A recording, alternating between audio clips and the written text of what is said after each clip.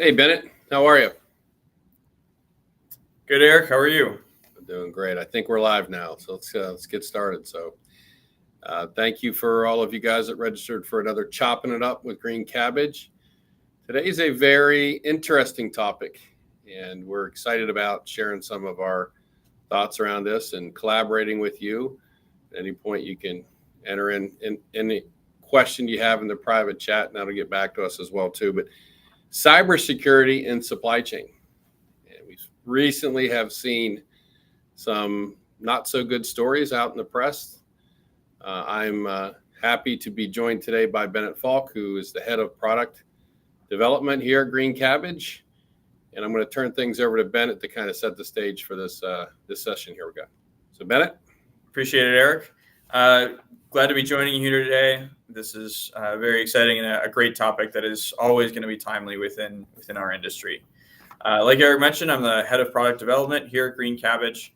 I really wanted to join in here to talk about cybersecurity and kind of what that means, especially within the procurement space.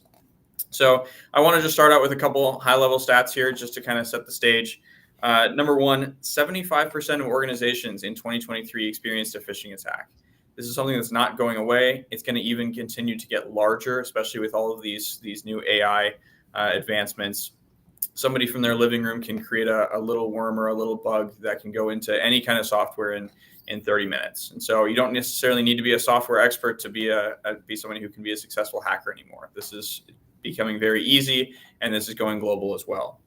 The other thing that I want to talk about here is the cybercrime costs.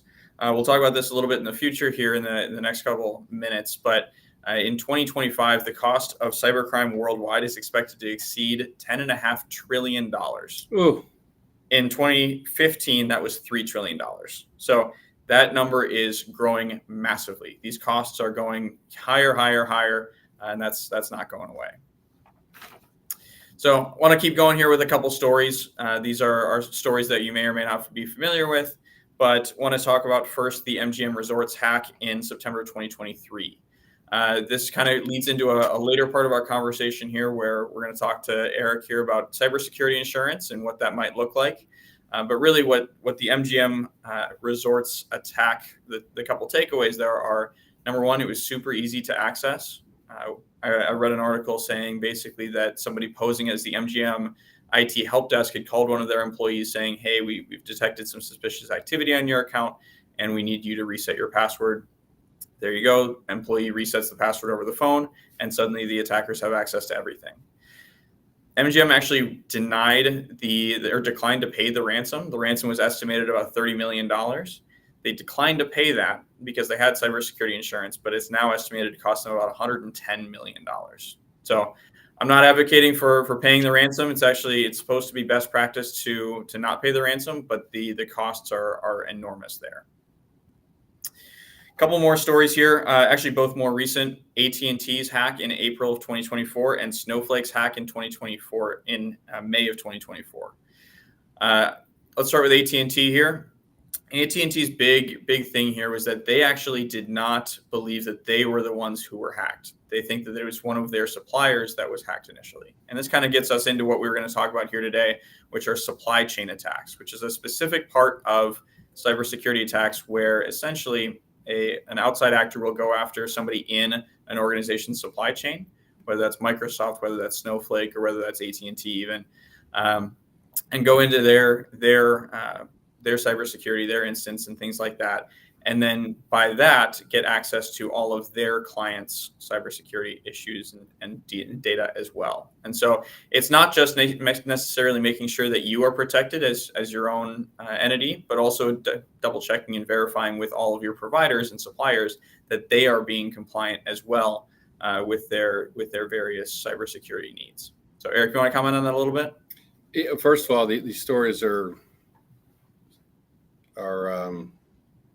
horrific, but how many stories don't you hear about? Exactly. Right? Really think about that, and then you think about how these organizations are being penetrated. Is it outsiders? Is it insiders? Is it a collaboration? And are they working together? And we're going to hear a lot more about this. And really, what companies are really putting in processes and controls to mitigate these risks across the boards. And it really gets back to having a cohesive program that you have a lot of different people within the organization participating into as well.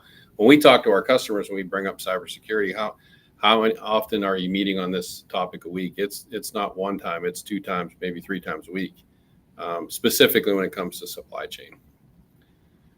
So, Ben, you want to field a few questions here? You want to ask me a questions first?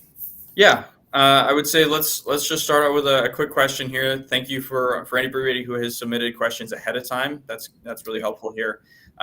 Question number 1 that we got was, what risks do you think employers and/or employees might face if they continue to use non-secure platform for supplier communications? I think it's a significant risk. So what is being hacked the most, right? We know it's email, right? It's the phishing game that we call it the mousetrap that they're throwing out there. And, oh, by the way, I just changed my banking account. Could you send over your new information, so-and-so, for my payroll? Like, we see this stuff all the time, even within our organization. And we're not, we're a 60-person organization. So when you really think about the impact that it could have, whether it's not relevant to a small, mid, and large organization, it's significant. And the amount of time that you spend, trying to triage and actually reboot whatever the mistake was within the organization. But we start most of our calls out on Monday.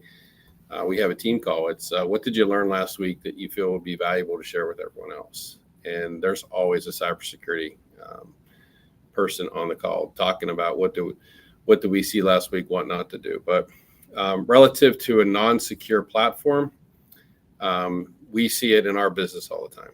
So as an example, we provide market intelligence to clients across the globe, and we will not take an email with their data. They have to log into our secure platform, which is written on Oracle Cloud Infrastructure, but the majority of the code is what we call One Workspace, which Bennett and his team has had the vision from day one. We have the luxury of having the folks in the CISO and the folks in the CTO market help us design this. We saw that we wanted to conduct business on a global scale, but sending emails over with sensitive information, whether it's even a contract, first of all, it's a no-no for the supplier. You don't do that. And it's a no-no for the client. So when you read a DPA agreement, uploading to a portal or sending an email over, it's just not acceptable. And that's where things are going to be hacked. That's where the problem is going to occur. So to your question, having a secure platform is certainly, and having Oracle in this particular case, which we believe is the most secure platform in the world relative to data, is an obvious choice for us. The other aspect of that, Bennett, is who has access to the data. Mm-hmm. Okay, so having access to the data, and again, if you go back to a DPA agreement that you read from a client, it's, in our case, we're an extension of the team, but we cannot provide that data to a third party to provide comments on that data either, which typically happens in other companies where they'll give that data to a third party, perhaps a 1099 contractor, as an example, and then that he or she has access to the data. It's a total no-no as well, too, in this industry. So once you give them access to the data, you have no clue what they're doing with the data or where that data is going to go at that point. So did that answer your question? Yeah, it does. Yeah, really, there are 2 big parts to this: making sure that there are no outside entities trying to access that data, but also making sure that the data governance structures are in place that are really effective at making sure that those third-party contractors aren't taking and repurposing that data, and that data is not leaking out at various parts of your organization. Those are definitely huge things that in tandem can create kind of a comprehensive cybersecurity strategy. So I got a question for you. This came from a large financial services company. It says, how do you stay updated on the latest cybersecurity trends and incorporate them into your development practice? Yeah, I mean, that's a great question. We get that question very frequently. So typically what we do is we leverage outside tools and outside or our organization. It's the same thing that we say with indirect technology all the time, where you can't necessarily be expected to be an expert in every single thing because you don't necessarily see everything that goes on across the cybersecurity landscape. So essentially what we do is we create automated tools that will automatically check all of our application components, all of our network security components to monitor for those risks, identify potential vulnerabilities, and so that we can actively manage those on an ongoing basis. We have a number of policies put in place, and this is kind of where the business aspect of cybersecurity comes in, where we're enacting policies and making sure that we're sticking to those policies to make sure that we are acting in a cyber secure way as we go through our development processes. Yeah, and I see that the most common phishing items are social security numbers, passwords, names, addresses, birth dates. But how many, in your opinion, Bennett, how many of those particular items do you really need in order to penetrate the way you want to? Very little. I mean, truly, there's a reason that MGM was hacked. I mean, its social security numbers are very easily accessible at that point. I mean, in terms of MGM maintains those. Really, in terms of getting access, it's just a password. I mean, MGM was hacked initially because they were just asked to reset a password over the phone. And so it's so easy to just get in there. And then once they have the initial access, they can bust down any door imaginable because they have every single access. We saw the same thing with the SolarWinds hack a couple of years ago, where somebody's email was hacked and then they continued to reach and reach and reach until they got somebody who had administrator access to everything. Once they have administrator access, they can change permissions, they can change settings, they can really do anything that they want and still stay relatively undetected because they kind of know how to work these things around to make sure that they are able to get in everything and anything. So once they get in the firewall, what do they have a script or an algorithm that they write to capture the data? Yeah, it certainly depends. So taking a quick step back here, the reason that phishing is such a common occurrence is because it's really easy to just blast out thousands and hundreds of thousands, if not millions, of spam emails a day. Really, it's called phishing for a reason. They're dropping the line in the water and looking for something to bite. Once they get something to bite, it kind of depends. It depends on what the organization's mission is, whether it's to send out more spam messages or whether it's to particularly investigate and attack this particular company. Most of the time, they're uploading some kind of code into that client's internal systems or that company's internal systems to really create backdoors for themselves. They have continued access and can harvest more data, more social security numbers, more financial information. Really, it's a lot about gathering that data so that they can use that for financial benefit. Yeah, interesting. You mentioned attack frequency. So the data on that, it's every 39 seconds, there's a new cybersecurity attack being launched. Yeah. So the frequency is just significant. And then it says estimated that over 50% of the small, medium businesses experienced a cyber attack in 2023. Yep. No business is immune from that. I mean, that we get phishing emails all the time, and that's nothing unique to us. Yeah. What else you got, Bennett? You got any other questions for me? Yeah, I kind of want to switch gears here a little bit and talk about the growing market of cybersecurity insurance. There's an article recently from Warren Buffett that he was quoted in as saying that he views cybersecurity insurance as a risky thing to underwrite because the costs are difficult to estimate. And so Berkshire Hathaway does write cybersecurity insurance policies. They're the 6th largest insurance provider for that. But I'm kind of curious to see what you've seen in terms of the market trends for cybersecurity insurance. Yeah, quick story. You and I were in Miami, I think it was last week, and we had a big customer forum, and there was I call it a water cooler conversation going on at the dinner that we had, and people were asking about cybersecurity policies and I would call it inconsistencies of cybersecurity and policies. So we at the Cabbage, we also do cybersecurity MITs as well too, a market intelligence thesis on your cybersecurity. So, what are your requirements? How much coverage do you need? We've got a lot of data on that. And then what's very interesting is you could have the same policy year over year over year with the same organization, whether you buy it direct or you buy it through a broker, and it could be 20% high, 20% low. The underwriters haven't really figured it out yet. So I think think what we're starting to figure out is there's going to be some more consistencies, but I will tell you one thing: the pricing is not going down. The way products are purchased through e-com sites, the way drugs are purchased through e-com sites, it's just everyone wants that easy button, and they want that Amazon impact. So we see a lot of inconsistencies there. If you're private equity, you might want to look at a blanket policy that covers all of your organizations. We talked a lot about that last week with some of our large private equity companies. But then there's always, I forgot to add so-and-so. And for whatever reason, adding so-and-so after you sign that policy is, it's not the cheapest way to go as well, too. But a lot of inconsistencies, Ben. I think it's still an immature market for pricing. But it does give everyone a big opportunity. We would not suggest that you sign more than a 1-year policy. On your cybersecurity. Okay. Yeah, I mean, it's an industry that, to your point, I think will end up stabilizing at some point. It is a moneymaker for companies like AIG and Chubb. They've had a lot of success with that, but the premiums are growing hugely. I saw one small case study of a company who was somewhat similarly sized to ours, who actually doubled and tripled their required spend with that cybersecurity insurance provider because those premiums just kept going up and up and up.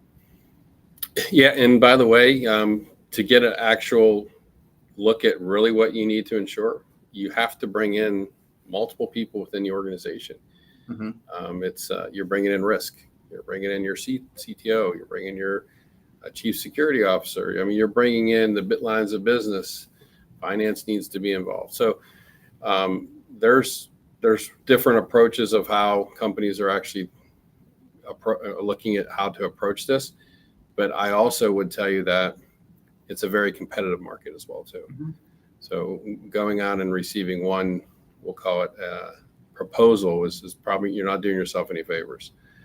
There's a way of going out there, and you mentioned Chubb and other companies, Aon, and we have experience with all of them. So it's probably to your best interest to have a mini RFQ, request for quote, with your policy definitions in there, and typically you can get a quote back within a week.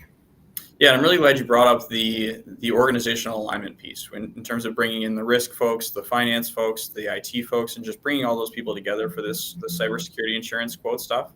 Really, what we see a lot of is fragmented organizations, and that's not unique to cybersecurity. That's kind of across procurement departments. We see that a lot, but really, getting the cybersecurity insurance in place is a forced event in companies that are really busy all the time, but forcing them to all kind of come together, formalize processes and policies, answer the questions that the cybersecurity insurance companies are going to have, and really it kind of forces them to address those. And I think that's been a great side benefit of getting cybersecurity insurance for a lot of companies, is that they're forced to deal with a lot of the questions that the cybersecurity insurance companies are asking. Yeah, I mean, we get asked for our cybersecurity insurance all the time, and we started at X, and now companies want X, Y, Z. So, I think we've 10x'd our cybersecurity insurance over the last year. Obviously, doing business with very large organizations, and in some cases mid-market as well too. But it's a requirement, and if you don't have that adequate, if you're a supplier and you don't have the adequate, you're automatically checked off the list. And by the way, you have to show them your cybersecurity insurance as well too. It's not, hey, if I request it. One of the biggest things we say is, when our clients know, no, if you're requesting, you need to see it up front before you sign that deal. Yeah, for sure. So switching gears here a little bit, looking at some other questions that have come in kind of in the vein of some of that organizational alignment and how we can make sure that everything across the business is secure. What role do you see procurement really playing in the cybersecurity aspect? We talked about it a little bit with DPAs and things like that, but if you could expand on kind of how those two areas kind of marry together to form a cohesive strategy. Understanding the terms, like you've got, we call them hybrid terms. You got business and legal, but it's really a hybrid term. What the remedies are if something happens, how fast can you put that into flight? how agile is your cybersecurity insurance policy or cybersecurity within the organization. So, with the new DPAs coming out, and typically with the large organizations, you have to go through those. Bennett, you do a lot of DPAs, almost 2 a day, I think, or your team does. So we're looking at, you want to tell everyone what a DPA is first before we continue? Yeah, the acronym escapes me, but essentially it's a full comprehensive security review. Eric, what's the acronym Data for it? Privacy Access, I think. That's right. Going through so many of them all the time, I ignore the headers at this point. But so essentially what it is we answer a series of questions surrounding what our data privacy and data security practices are. So these are all related to software development lifecycle, things like that. How do you make sure that that is secure as you're developing software? What are your data storage practices? What's your data retention practices? So if we were to get attacked, what would be the restoration timelines, things like that? A lot of it revolves around communication. So how do we, if we were to be the ones that got hacked, how would we communicate that to our clients? And I think that that's a really big thing that is not going very well with a lot of the companies that have gotten hacked. AT&T actually publicly suspects that their provider that was hacked in 2019. It wasn't actually discovered until 2021, and they weren't notified until 2024. That's why it's considered a 2024 attack. The same thing happened with SolarWinds. I mean, this is something that companies know about, but they're so afraid of putting out this big blurb saying, hey, we've been hacked, and notifying all of our clients that it just doesn't happen as frequently, which exacerbates all of these issues. So communication is a huge piece here. And then there's the other flip side of it. So if you're doing business with one of these large mega technology suppliers, what's the data policy? What's the retention policy they have on your data as a client?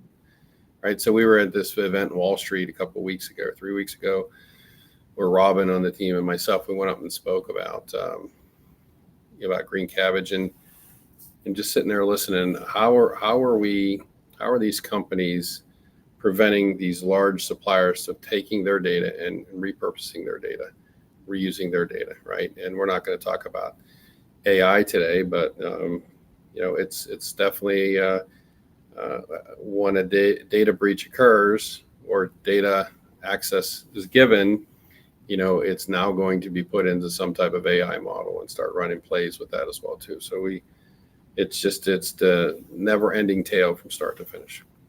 Yeah, and the other comment I'll make on the AI piece is that it's really made hacking accessible to anybody. We talked about it a little bit at the beginning, but I mean, truly, I read reports first of when ChatGPT was first coming out a couple of years ago that high schoolers were creating malicious software and backdoor codes with a few simple queries to ChatGPT. And so it becomes a question of AI ethics, where is that something that should be censored from ChatGPT? And some companies have said, sure, we're not going to provide that information, just like they're not going to provide information on how to build a nuclear bomb.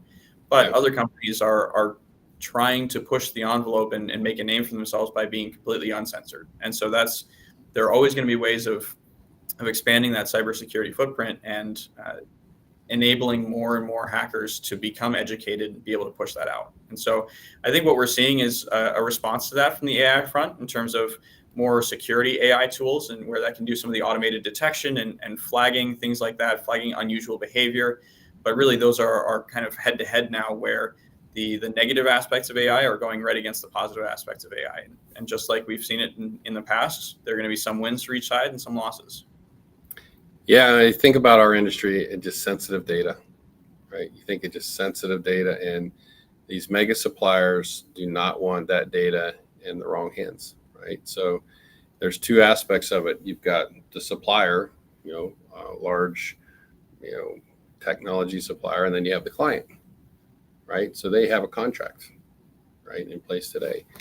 And when that data gets outside of, a contractual agreement with an extension of their team or an agent or whatever the case may be, and goes to another third party, who, by the way, is working for multiple different organizations, now they take that data, and that's the no-no. So that's what, the word's out, right? The word's out. It's like, we've seen it in transportation. We've seen it in logistics. I'm sure it goes on in our industry as well, too. But that's what DPA agreements are for, right? Who has access to the data? Yep. And when the bad people get access to the data, bad things happen, right? Yeah, exactly. Yeah, I mean, we've seen that. We've heard different suppliers making sure that, I mean, from our business perspective, that we are treating all agreements that we take in from clients with extreme caution. Eric, I was kind of hoping you could speak a little bit to the response from suppliers as to us saying that we take care of these agreements, and how that kind of alleviates a lot of their concerns with how data is shared. Yeah, so I think I mentioned we use a platform that we built our code on top of called Oracle Cloud Infrastructure. So the data is encrypted at rest and the data is encrypted at flight. Okay, it has all our clients have access to their data. They don't have access to anyone else's data, right? So it's very secure, and everything is mandated through a platform. We won't take emails. We won't take spreadsheets. We don't have a portal. You can do an internet search, and you don't have to be a Ivy League school grad to figure out how non-secure all those platforms are. Right? Yeah. Yep. Well, and that leads me kind of into where I was taking this here, which is making sure that all of your providers and suppliers in that supply chain are completely protected. You mentioned briefly the Snowflake example. The reason that Snowflake was hacked is because one of their users none of the users really had multi-factor authentication enabled, because Snowflake did not require that of their users. And so that itself solves 90% of the phishing attack issues. But really, it's making sure that, again, all of these technology providers are following the right data practices, and that's really what you find out with that DPA. So that's why it's so important to submit that with your providers. Yeah. Well, Ben, this has been a good session. We're coming to the end of our time here on the Chopping It Up session, but I'm going to throw it back to you and see if you have any closing remarks or Yeah, just a couple more comments here. I mean, number one, again, this issue is not going away. This is even going to continue to grow and grow and grow, especially because hackers are seeing value here. I mean, they're getting money. They're being successful with these attacks. Even if they're not getting the ransom paid, I mean, MGM is having to pay $110 million to rectify this issue. How many people are just going to say, yeah, pay the $30 million in ransom, make it go away? Cybersecurity insurance may reimburse you for that. So this is becoming, I mean, it's successful for the hackers. And so, I mean, kind of my best takeaways in terms of suggestions to go forward is once you've enforced your cybersecurity aspects within your own organization, take a look at your suppliers. Make sure that all of them are abiding by the right practices, because chances are some of them aren't. And so making sure that you have these agreements in place where they have to notify you if they have been hacked within a certain time frame. Make sure that they are enforcing certain basic security protocols within their own organization. That's going to help provide security to a lot of different attacks. Yeah, and bring in an expert, a third party, Absolutely. To take a different look at things that they've seen that you might not see internally. It's like you know your organization very well, but wouldn't it be helpful if someone else came in and looked at hundreds of other organizations and bring those insights to fruition for you guys as well too? So, well, listen, this has been great. Yeah, thank you for having me on here. Couple comments. I love the hair. The hair's starting to really look good on you, and I see you're starting to put some muscle on, Bennett. A little bit here. You're looking thin yourself. Well, thank you. But Bennett's he's got a big date coming up here. He's getting married here soon, so we gotta figure out his bachelor party too. So maybe you guys can comment on that. But thank you, Bennett. Great job, and we'll be back with another Chopping It Up session here in a couple weeks. Thank you all for dialing in here.